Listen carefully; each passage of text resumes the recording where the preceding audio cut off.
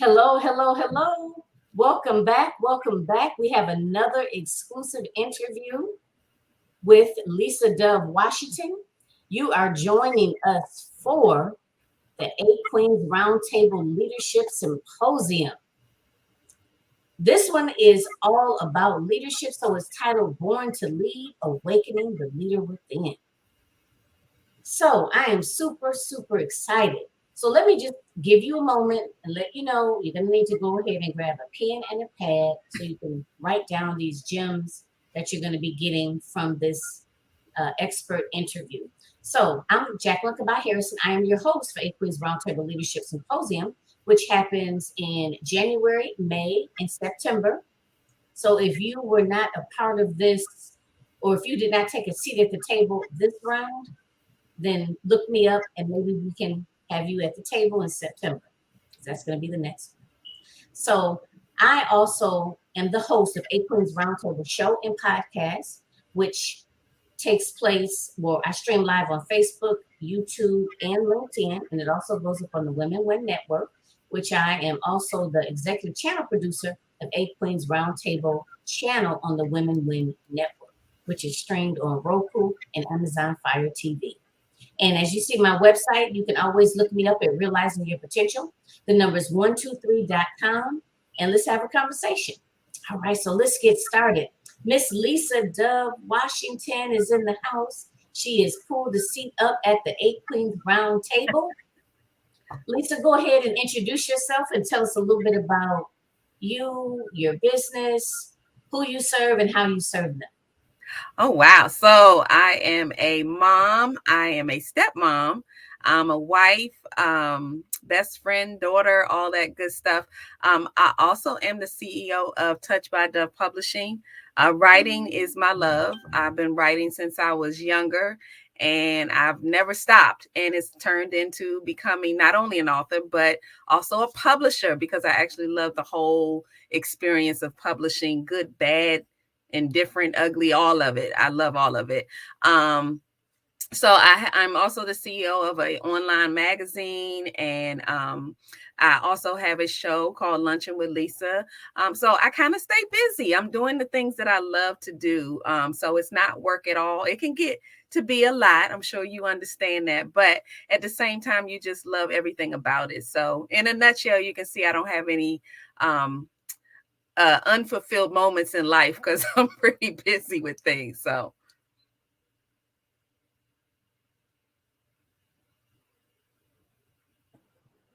All right, I had to unmute myself there. So, wow, that is so exciting. And you know what? When you love what you do, and I could tell you love what you do, because you are just glowing, so it really makes a difference in life when you do what you enjoy doing. Absolutely. And then being able to make money doing it is like the ice cream or like the cherry on the top, cake, right? Yep, absolutely. Okay, so let me say, I did mention this earlier, but I do have a new book anthology that's coming out next month. Yes. Born to Lead, Awakening the Leader Within, and Miss Lisa 𝙍𝙬𝙬𝙍𝙬 is the publisher of my project, and I'm so excited. Oh, we're so excited. Okay. So, as you guys know, we're going to be talking about leadership today. So, Lisa, let me ask you, when did you, have you always considered yourself a leader, or has it been something that you've considered yourself in later life? Like, how did that come about, you accepting that title? It's good. A good question. And not until recently, because of some other things that I'm involved in. where I had to tap into whether I saw myself as a leader or not. And believe it or not, the conversation I've had prior is that I never really saw myself as a leader. I think mostly because, you know, you do things. I've been in the not was a Girl Scout, I was a Bluebird as a kid. I was in social clubs, and I've always been involved in things, but you just kind of jump in where you're needed. So I never saw it as leadership in any form, because I sometimes was in the front of things. Sometimes I was all in the middle. Sometimes I was in the back, or sometimes I was even, you know, you didn't even know I was part of the project, but I was all in. So I never labeled it. And it's probably because I did so many things that I never kept track. So I didn't put a label on it until recently, where I started to say, you know what, maybe I have been leading in some areas. And it's a great feeling. I've been president of PTA when my daughter was in middle school, but I still never labeled it as leader for some odd reason. It's really weird, but it's kind of, it's breathtaking now to see all of the things I did that were actually in leadership roles. So it's kind of exciting to kind of realize that, okay, I played a little something role in some of these things. So this is a new thing for me to even realize it. You know, and it's so interesting hearing you say that, because we did a panel the other day, and some of the women had similar stories. You know, they were always the one, even like they recollected back to like maybe being on the playground, and the way they were the ones that just kind of said, okay, this is what we're going to do, and this is how we're going to do it, you know.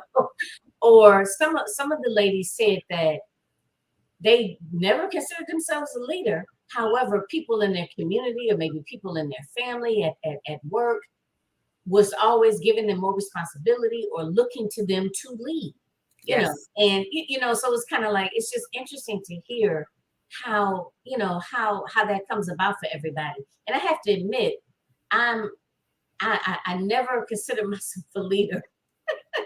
I never did, but it's come from, you know, other people saying that to me. I'm like, okay, well, all right, you know, I guess so, you know. Right. I think it's just interesting to bring that about, and that's why I titled it "Awakening the Leader Within," because I think cases like myself and like yours are very, very very typical, you know. And something else that came up in one of the other interviews was that looking around and not really seeing other people that look like us at the table, you know. Absolutely. So, Absolutely. So that's another segment. And you know what I think, now that you, while you were talking, I was thinking you were making, you were tapping into something for me. So I think that a lot of times when you shared the story of the young, you know, being little on the playground, and you kind of telling somebody what to do, and you stand over here, I think, you know, when we were younger, it was kind of like labeled as being bossy.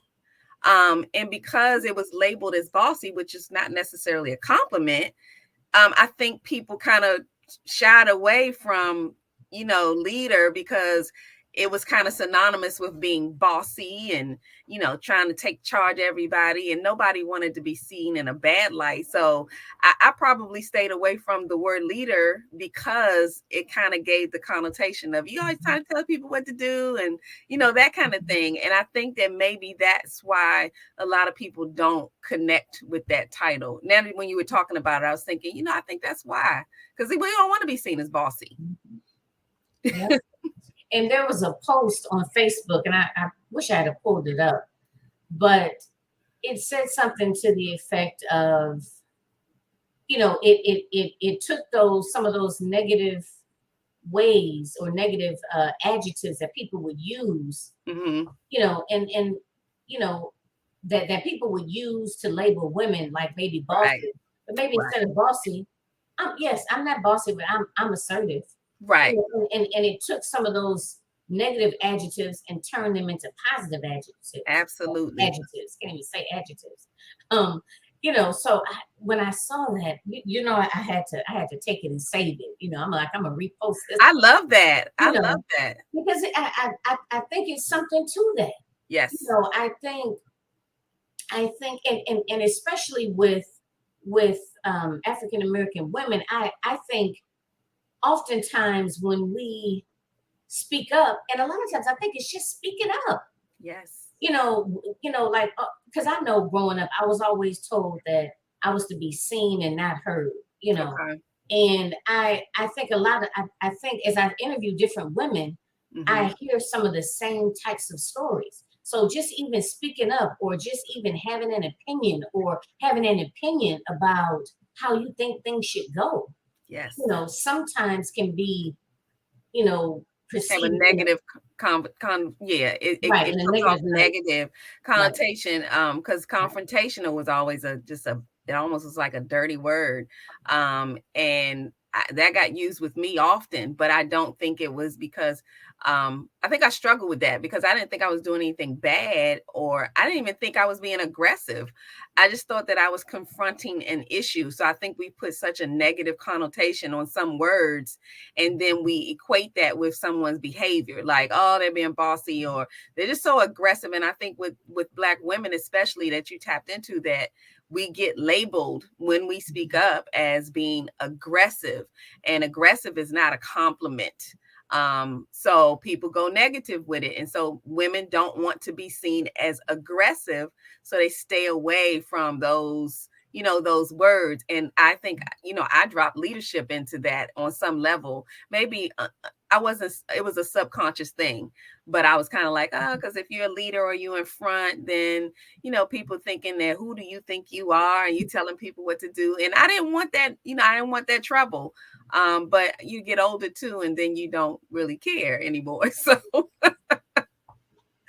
this is such a good, I'm so glad, and this has been just so wonderful. I mean, I just enjoy talking about these sorts of topics that, especially in business. yes, And even if you don't have your own business, a lot of us are, higher ups at Fortune 500 companies, and that's what we're doing. And that's I know when I was young, a lot of times I thought that too. Well, who is this woman walking in here? And but we have to change that. that's You right. know, and a lot of it too is that I know when I was growing up, I didn't see. I mean, I didn't really see any women in my family Okay. or in my mother's circle in leadership roles. Okay. Because I know another young lady mentioned that, she just didn't see it, Okay. and if especially when you're young, you're growing up, you have a tendency to think that if you don't see it, then maybe it's not It something you doesn't could, aspire to do, right. you know. So I think that also plays a role in it. So actually, speaking of that, when you were growing up, did you see any women in leadership roles? I mean, that were like close to you? Well, my mom was a chemist. So I just kind of saw her. She was just, I didn't say boss mom, but it was like I knew she was smart, that she knew what she was doing. And even, in the neighborhood, she was known as one of those moms that didn't take no stuff, but at the same time, she was loving and welcoming. So that's the image that I always saw. I didn't necessarily equate it to leadership, but I thought I gleaned from that, because it was like she was confident and who she was, and being a chemist and loving numbers and things. And I actually will go to work with her and see her in her lab coat and mixing blues and greens, and it was fascinating to me. So I did see it. I did, and I loved it. So I do feel like on some level I followed in her footsteps. Now I'm all words and she's all numbers. I didn't want any parts of numbers. But my sister, on the other hand, she's a state court, she's running for state court judge, but she's a judge. So we did follow in her footsteps, because we did see, someone that was kind of leading us, not necessarily leading the world, but definitely leader to me. She set the pace, which was awesome. Wow, she was a chemist, huh? Yes. Wow. Okay. That's really something. Yes. That's even kind of an arena that a lot of women are not even in. And I mean, exactly. I know that your mother, had to probably been born between maybe 1940 and 1950. Yeah, she turned 78 this year. So okay. So yeah, she was just, that was like, my mother is, she she cool, and she was she was down to earth. She wasn't stuffy, but she was smart. I mean, and I knew she had been a double major. She went to Howard, and so she was a double major. So in the books is where we were, because that's what we saw her do. That's what we knew that she did. So yeah, we did follow in her footsteps. We might not have called it leader, but she was definitely leading us. Yep. Wow, that is awesome. I didn't know that, Lisa. Okay. Yeah. Ooh, she's 78. So she's just her and my dad. My dad's 78 too. So she was born in 44. Well, yeah. Okay. I mean, yeah, 44, right? Yeah, I think I told you I'm not the numbers person. Somewhere but in April she turned 78. So yeah, and she's still she's loving retirement and everything, but yeah, she's always been in that lane. She was I live in DC or Maryland, and she worked at the plant there, and then she went to Georgia and she worked at the plant there. So that's been her life. You know, you heard about them going to Miami and having to put on those space suits to do lab work on the toxins and things. That was my mom. So you know what I'm saying? Like, so we were seeing that. So we didn't know anything less than if my mom can do that, you know I better make sure I'm on my game in whatever I do. So, and she was always there as a support. So that's what I saw as leadership, somebody who was always supporting you in whatever you wanted to do. Wow, that's awesome. Okay. Now, just what about your dad? Was he in the leadership role as well? Well, I mean, my dad worked, you know, he was in the government, and he was, I think, into numbers and that kind of thing too. But I lived with my mom in Georgia. So I think at a young age, it's in 7th grade, I moved to Georgia and just watched her do her thing. And not only that, what I saw her as far as when you're talking about leadership was that she was kind of blazing the trail. We moved into an area where not many of us were, and I'm terrified because I'm thinking, you know, we're counting, you know, African Americans on one hand, like how many of us are around. And my mother she's not fearful. She's like, look, we're gonna go here. I'm gonna have a house built here. We will adjust. And I encountered some challenging things being in the South all of a sudden from DC. But my mother led the way, and we didn't feel like we weren't safe or anything. But I knew that when somebody, I was protective of my mom, but I knew that my mom was definitely, I don't know if I knew the word leader at a young age, but she was a trailblazer for sure. Wow, that is, whew. I'm just sitting here and I'm like, your mother was on point. She sure was a trailblazer. Wow. Yes, indeed. Okay. That's why I love to see women. And I think that's why I got into the entrepreneur world. She wasn't an entrepreneur, but I love to see women stepping out there and doing their thing and just rising, you know, to those levels, because I've seen it. I know that that's where we're supposed to be. So to see that and then be in a position where I can help others to get there, whether it's from publishing their books or, you know, putting them on the show or whatever it is, that's why I love what I do, because I saw what it did for me with my mom being that kind of person. So I'm like, yeah, I got to just keep encouraging this, because I have a daughter too. So, you know, and she's blazed her way, and everybody does it differently. So I like that my mother led the way in a way that it wasn't like do as I do, but let me set the example for how you get it done. I love it. And you know what? How you mentioned you have a daughter. And the thing is, we're other young women are looking at us. Absolutely. You know, and now, like you said, I mean, the leadership roles and entrepreneurship, you know, whether we really think of it or not, or look at it like this, we're really setting a good example. Like you said, we're not just talking. How do they say we're talking? What do they say? Walking the walk. No, talking the talk and walking the walk. Absolutely. And, you know, actually demonstrating it. You know, because it's like I feel young people pick up more on, or just people in general, more on what your actions say. That's right. What you do. You know, that's like the old thing. Like, I'm smoking a cigarette. I'm like, I'm steady puffing, telling you don't smoke now. That's right. You know, watching you do it. Right. In between my puffs, you know, kind of thing. So But yeah, I'm glad you brought that up because we're setting an example, that every day. we deserve a seat at the table. And Absolutely. if they don't want us at the table, what we gonna do? Create our own. Create our own table. That's right. So with that, Miss Lisa, can we just take a quick commercial break? Absolutely. All right. So we'll be right back, everybody.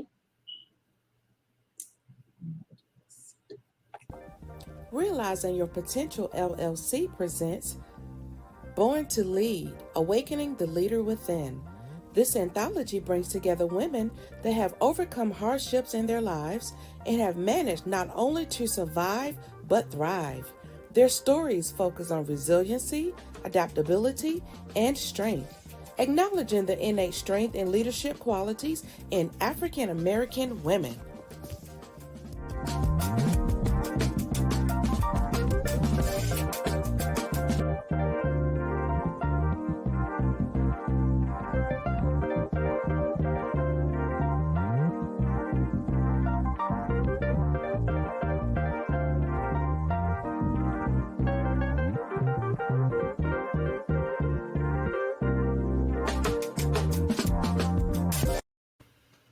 Nice. All right. Yeah. I love it. I love it.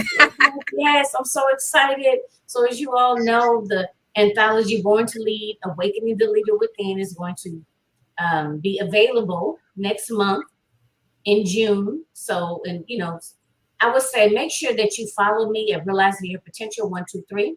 That way you will know as soon as you are able to, or as soon as pre-sales start. Okay. So you can grab your copy. Yes. And I did. Can I mention one thing? The reason why I love Born to Lead and what's going on with the book as the publisher is because I like the concept. You all are really tapping into the fact that you're born. You feel like you're born into this. That sometimes people just don't know what their gifts are. And that it's kind of your message to especially African American women that this is already within you. And we're trying to ignite that. We're trying to let you know that you've been sitting on some things. So even if you didn't realize you were, oh yeah, baby girl, it's already there. We just need you to tap into it and then let it do its thing. And I like that's the twist. So I'm encouraging everybody to really reach out and get this book because it's going to have a different twist on it in the realm of leadership. That I think is a really nice touch. So I'm really excited about it. I'm excited about it too. I mean, I can't wait. And I also like how you mentioned, Lisa, that it has a different twist to it. Mm-hmm. I think being able to hear the different stories of adaptability, resiliency, and strength, because I work as a therapist. I know some of you may know that, some of you don't, but I work as a therapist. I'm a licensed clinical social worker. So, over the years, I have, talked to countless women. I mean, and it doesn't, and not even necessarily all African American women, but women of all different walks of life. And we always have to start from what are your strengths? And a lot of times people don't realize how strong they are and what they do. It's just a matter of, if you're a mother and, maybe you're a single parent and you don't have any, you don't have any support from, like I said, from the father, or maybe your immediate family isn't supportive, you get out there and you make a way. Yes. You make sure that the kids are fed, that they have a roof over their head, that they have lights and gas and all of that. You kick in and just do what you have to do to get it done. Right. And I think we carry that into adulthood, and we do that a lot, whether it's in church, whether it's at our job, whether it's with our family, and we are doing these types of things and in these leadership roles. And actually, we're going to talk about that next. But in these leadership roles, and we're doing it, but we just don't. We don't consider the leader. We're just doing what needs to be done. That's right. That's right. That's right. That's what we say, Yeah, we don't recognize it as that because we just and I think that's the key, that when we're in the mix, especially young, me being a single mom at one time, I didn't know how strong I was. I was just doing it. And I guess when you're in the mix, you don't even think you're strong. You're thinking, woe is me. What's going on? Why me? This is hard. I can't do it. We're speaking all that negativity. And it wasn't until I got older and got into a different space that I realized that, okay, it was strong to get through that. It was strong. That was strength in itself, but we don't recognize it till after we've moved into the next phase sometimes. Yep. Because it's like, you don't have time to sit down and cry, or that's you just right. get up and get it done. And don't get me wrong, I talk to a lot of women too about self-care, taking care of yourself and mental health and all of that. That's a whole nother subject, but we just kick in gear and we just get it done. That's right. So let me ask you this, Lisa. What would you say are some of the good characteristics, or some of the characteristics, of a good leader? Listening is always important. And what I like to say is that removing that ego from the situation makes for a good leader. You have to be able to follow somebody else. You just have to. You have to be able to hear what needs to be done. And in order to do that, your ego has to be off the table. Because sometimes you have to, we get into these spaces where we feel like, oh, I'm this or I'm that, so I don't do that anymore. And that to me is where it gets messed up, because it's like, no, if you still have to, courier something somewhere or fax something, even though that's not in your job description, if it needs to be done, you can do it. That's a good leader to me. The characteristics, and they can vary. I think that people who are willing to be a part of the solution and not to do everything their way. So you got to be willing to, hear somebody else's direction and then think about it, but not just exit out because I didn't come up with that. So no, that's no good. And I think those are some of the things that I look for when I'm looking for somebody that I'm following, or that and I say follow in the way of really kind of inspired by their movements, how they move. I like organization. I like people who are responsive, that have a pleasant attitude. And I realize that there's some off days for everybody. So we have to, and that goes back to the ego thing. You have to understand that people are human. Leaders are human people. They have emotions all over the gamut. So you got to be able to take it a little bit. If somebody's having a bad day, don't take it so personally. And those kind of things. You got to be flexible. Flexible. That's come up a lot. Yeah. So let me ask this. What are some of the challenges that you have faced as a leader? Well, that's a good question. One of the things that I face being a leader is, when you're in leadership position and you're running your team or you're doing something, you get discouraged when, say for instance, everybody's not all in, or you've asked somebody or, a group of people to do something and everybody's just not falling in to your deadlines and things. And that can be challenging because it pushes your patience. And depending on what kind of person, some people got OCD a little bit. So they're like, oh, I need these things done, by this time. And that's where the flexibility comes in, because it is difficult as a leader, because, on some levels, there are things you have to get done. And that's when the leader steps in and sometimes has to get it done. So you can't say what you won't do, because even though you might have a team, there are times when you have to jump in and get it done, and then handle your team in a way that you're not condescending, but at the same time being firm in what you need, and then working with them to for everybody to level up and get back on track or whatever. So it's that patience and being able to kind of maneuver through that, because it can be really challenging. I know that was that was most of my challenge, that not feeling guilty of, okay, so what did I do wrong because nobody's meeting my deadlines or nobody's listening to me or whatever, and not taking it so personal. So that's been a challenge, but I worked through it. And I don't always put it on me, but here's the thing about a good leader, in my opinion, is that sometimes it is me. And I let them know, that's my fault. Let's go from here. And this is what I'm going to do better. So a lot of times what I try to suggest is something that I can do better to make it, easier for them, and ask them, what is it that you need from me? So that's been what's helped me through those challenging times, because all levels of this, whether you're leading, whether you're behind, all of those can be challenging, challenging times. So you got to be everybody has to be a team leader. Right. And as I was sitting here, I was thinking that I've had managers in the past that, and I know that there's a difference between like being a manager and being a leader. Right. But I've had some managers that were also good leaders. And I know sometimes they'll say, well, what is it that you need from me? How can I better support you? I love that approach. And when I hear that, that makes me feel, I can't tell you how supported that makes me feel. I agree. Yep. Genuinely, yep. Of course.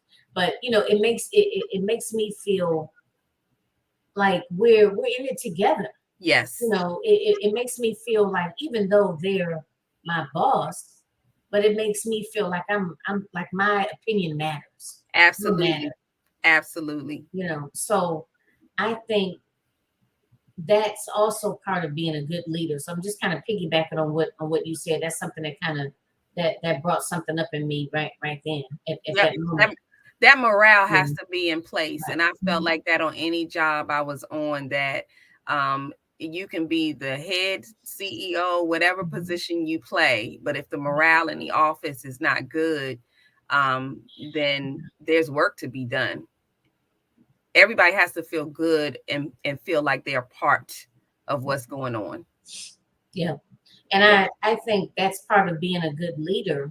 And you tell me if you agree, is knowing how to motivate, how to get people to buy in, right? Absolutely.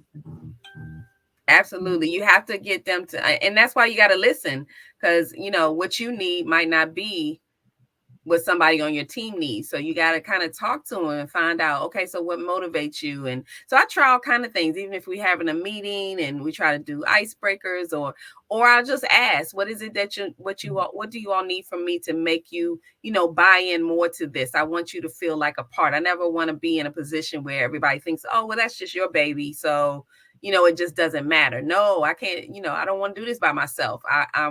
All I want is people who are committed to the cause and willing to jump in and do what's necessary. So if you're willing to do that for me, I'm also willing to do that for you. And the other part of leadership for me is to support your team. So I know that they're your team and that you have this goal, say, for instance, my magazine. But the flip side of that is the other things that they have going on. Let me know what's going on so that I can support there and be there for you. Because if I'm asking you to do something for me, I have to be willing to do something for you too. Mm-hmm. This is no lie. I can't make this up. I had a boss that told me, well, if you have any questions, don't come to me. Go to this person, go to that person. Wow. I swear to God, I'm not making this up. And I was sitting there like, okay. Like, how does that make sense? Right. I've never heard such. I've had some bosses that they'll say, oh, come to me whenever you have any questions. And as soon as you do, they kind of, it's like they're doing what they didn't really mean it, right? I never had anybody just straight tell me like that. But if you have any questions, don't come to me. Go and ask so-and-so. I was like, that's different. Yeah, that's different. Lisa saying that's different. Yeah, that's different. That was a little different. I don't know that form of leadership, but okay. So what would you say through your experiences over the years? What do you think, just in general, some of the different challenges may be for African American women in leadership? Oh, well, now it's funny because I consider myself kind of like a communications chick. So communication is just my jam. It really is. And from the book that I have with the power shut up. So I think with Black women, especially, that the challenge is in how we deliver our message, our voice. Okay. And we mentioned some of that earlier about the aggressiveness and things like that, that we have to really, the challenge is how we express ourselves, but in a way that people are open to hearing what we have to say. A lot of times I think our messages get lost because of our delivery. That sometimes it's not that we're saying something that's wrong. And there's nothing wrong with being firm in what you believe in. But I do actually believe that we have to assess our situation. Where are you? Are you in the boardroom? Are you in, at the water cooler? I mean, everything, it matters. It depends on where you are, what conversations you have, and who you're having these conversations with. And sometimes what I found myself doing was not really distinguishing between who I was talking to. And, we tend to go into a situation, it's like, I'm real. This is who I am all the time. But you do have to make some adjustments. It's like how you answer the phone at home may not necessarily be the way you answer the phone when you're on your job. And it's not being unreal. It's just that you have to assess your situation. Where are you? You want to make sure that you're, and the ultimate goal is to be heard. And I think with Black women, sometimes people already assume that if we're firm in what we're saying, that we're being aggressive and we're being bossy and we're angry. Because we already have, it's a natural, wait a minute, I mean, and it's natural. I know with me, I'll use me in this example. I have, big eyes, always had really big eyes as a kid and got teased for it for years. But I know that my facial expressions, walking the door long before my entire body is in there, you can see what's on my face. And dealing in my career, I had to make some adjustments because assumptions were made based on what they saw in my face. I've had somebody tell me, well, we don't think you like this job. So, they tried to let me go based on what they thought.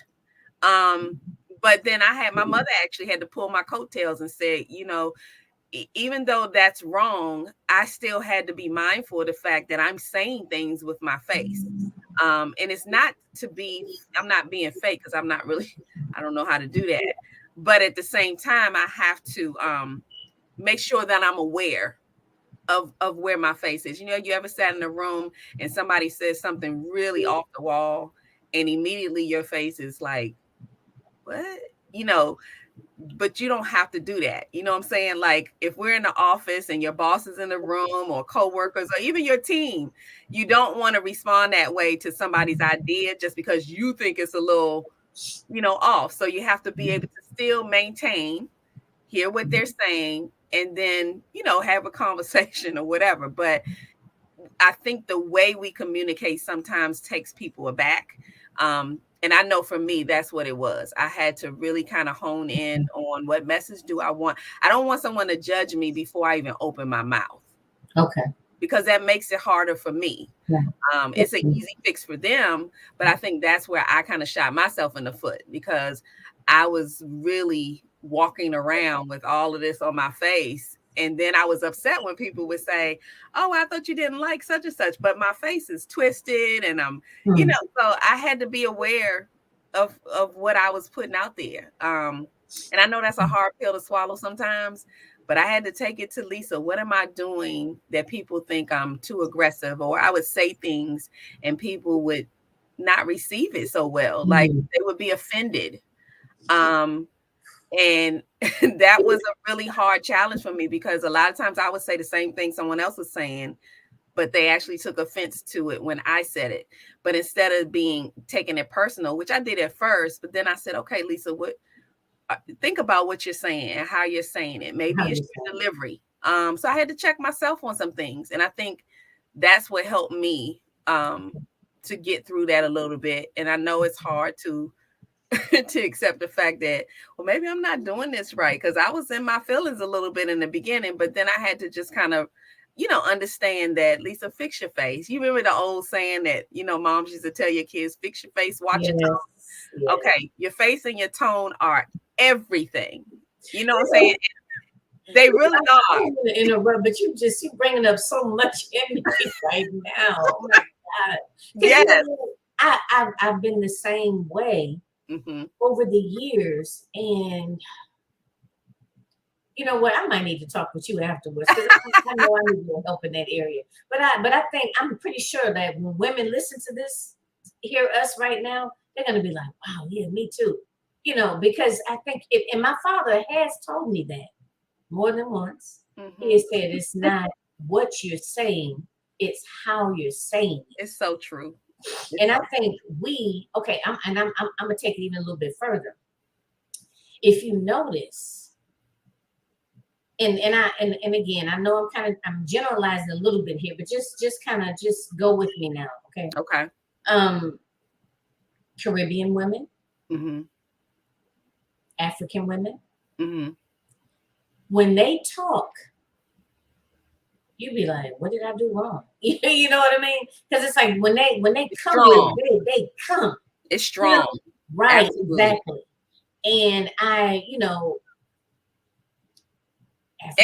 think it's challenging for Black women because we are strong and we have something to say that matters, but we do need to take into account that ultimately we want to be heard. And if that's the ultimate goal, then there may be some adjustments here. And I know, I hope no one gets me for this, but I mean, it was a hard pill to swallow. I had people, when I said the power shut up, I've had people on my in my page that said, how dare you? And I didn't take I was a little taken aback too. I was like, how dare you say shut up? But here's the thing. And I'm so glad we're talking about this, because here's the thing. It was exactly what we're talking about now. My point was that I'm actually speaking of the power of shut up. So I'm not telling you to never say anything. I'm telling you to be mindful of when you choose to say something and when you don't. And that's all the difference in the world to me. So there are moments when I could actually say all kinds of things and I mean what I say, but I was actually starting to take a step back and saying, is that necessary?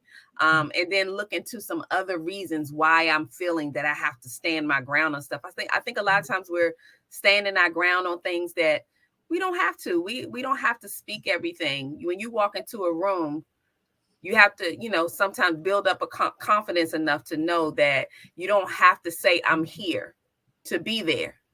They already see you. So you don't have to make any announcements.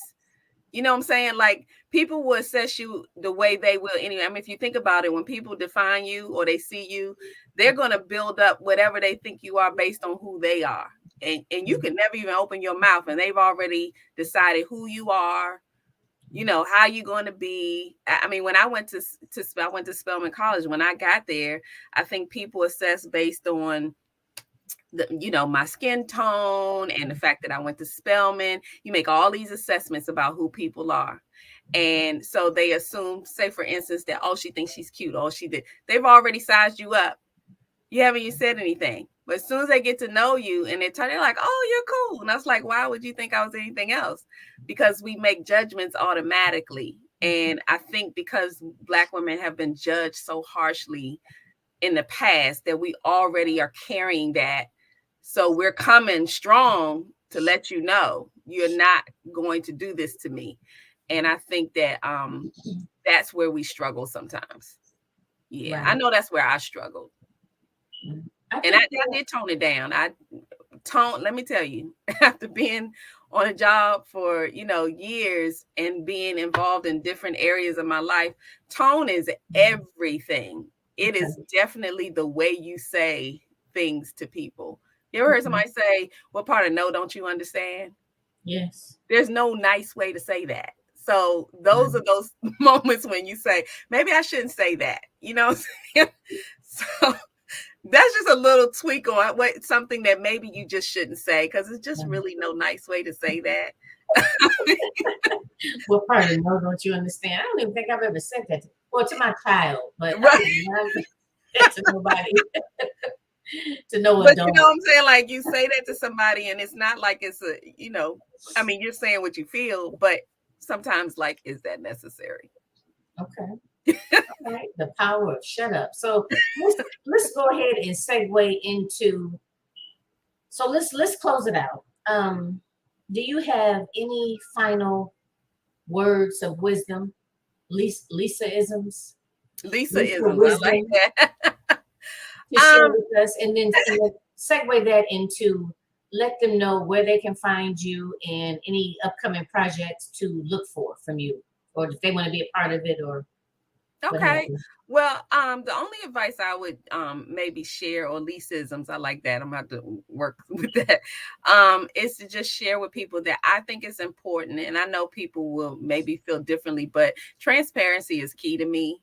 And I think the more that you're transparent, not saying that you need to share everything, but in any form, whether it's leadership or whatever business you're in, you have to kind of share part of yourself, like who you are. People need to know who they're working with.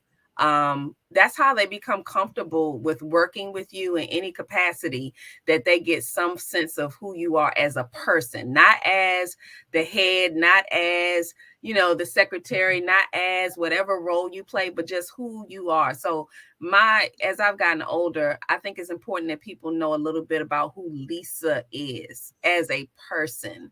And then I think that makes for great business with other people. So that's the advice I would lead. And you can actually find me on, I'm on social media, love social media now. I wasn't always a fan of social media, but I love social media for business. I think it's great at Lisa Dove Washington.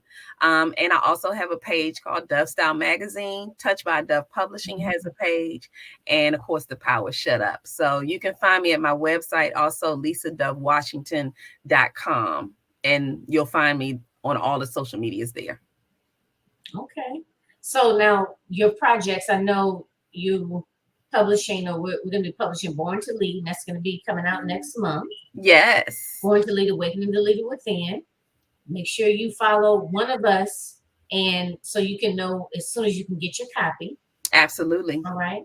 And then you mentioned you had another anthology, I guess, that was getting ready to be released. Is it next Yes, month? I'm part of another anthology that's coming out actually earlier in June, but the event is next week. Actually, we're doing a virtual kickoff for the book, so I'm excited about that. I'm all things books. I love writing. I love books. So yeah, I'm in my element and I love it. Good. Well, thank you again for taking a seat at the table. Oh, thank you. Yeah, I mean, you've really got me to thinking about some things. I'm a lifetime student, so I always feel that we can, that we should always be in a state of learning and That's right. become a better version of ourselves. And I like how you brought up the piece about communication, because it's so important. And I think sometimes that may be some of the breakdown. When it's, us women dealing with one another, just a communication piece. Yes. And, so just kind of be, like I said, flexible, and just be willing to work on yourself. I guess take some feedback and be willing to work on yourself. Willing to work on yourself. That's a big one. Yeah. Yep. So thank you. I've enjoyed this. Thank you. Yeah, this was fun, right? Yes. So you have joined us again. This is AQRTL's Roundtable Leadership Symposium. We have many different experts that I am interviewing, and we're talking about all things leadership. In conjunction with the symposium, there is the Born to Lead, Awakening the Leader Within book project that's going to be released next month. Super excited. Make sure you get your copy of that. And make sure you also check out all of the other, or the rest of the exclusive interviews. Again, this is just tips and tools for you ladies to be able to improve yourself, personally, professionally, to be a better leader. So make sure you definitely tune in, whether you're going to catch us live or whether you're going to catch the replay. Still leave any questions or comments that you may have for us. And also remember, I am looking for guests for the AQRTL's Roundtable show and podcast, as well as I am looking for show hosts for the A Queens Roundtable channel. So if you have a live show or a podcast and you want to take it to the next level and you're interested in being affiliated with the Women Win Network, which is a Christian-based all-women network focused on empowerment, women's empowerment. So if that is your target audience, then this may be an excellent fit. Let's sit down and have a talk. Look me up at Realizing Your Potential, 123.com. I am on Facebook under Realizing Your Potential. The number is 123. Like I said, go ahead and follow me if you haven't done so already, as well as my personal profile and LinkedIn is under Jacqueline Kaba-Harrison. All right, so thank you again, and I will talk to you all soon. And thanks again, Lisa. Absolutely. Thank you for inviting me. All right, take care, everyone.